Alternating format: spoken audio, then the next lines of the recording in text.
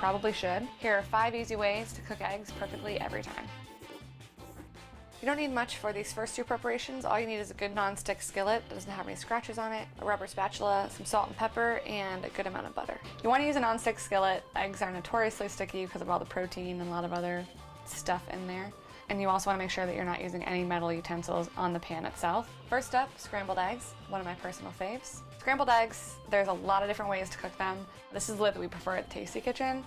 It's a great idea to crack them into a separate bowl first. One, in case you have any big chunks of eggshell in there. If any shell does get into the bowl itself, totally fine.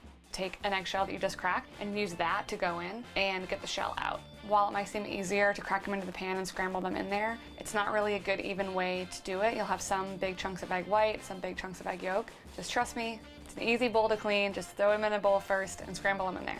So instead of adding milk or cream, we just use a lot of butter. You start with about 2 tablespoons of butter, get it nice and foamy in the pan, and when it's pretty much all the way melted, we're gonna season our eggs with a bit of salt and pepper and any other seasonings you want, and then into the pan. We want to keep our heat pretty low here, and we're actually not going to move the eggs at all until we kind of see a little bit of the egg setting on the sides of the pan. When you start to see a little bit of the eggs set, that's when you want to take a rubber spatula and from the outside in, push the eggs towards the center and kind of all around the pan so that all the eggs are cooking pretty evenly. When they're about 3/4 of the way cooked, we're going to do a real sneaky trick here and add a few cubes of butter. That's another tablespoon cut into 4s or so. We're gonna melt those cubes of butter into the eggs themselves, and they're gonna kind of emulsify, sort of, this like creamy, nice, meltiness into the scrambled eggs, and they add this like really beautiful creamy texture at the end.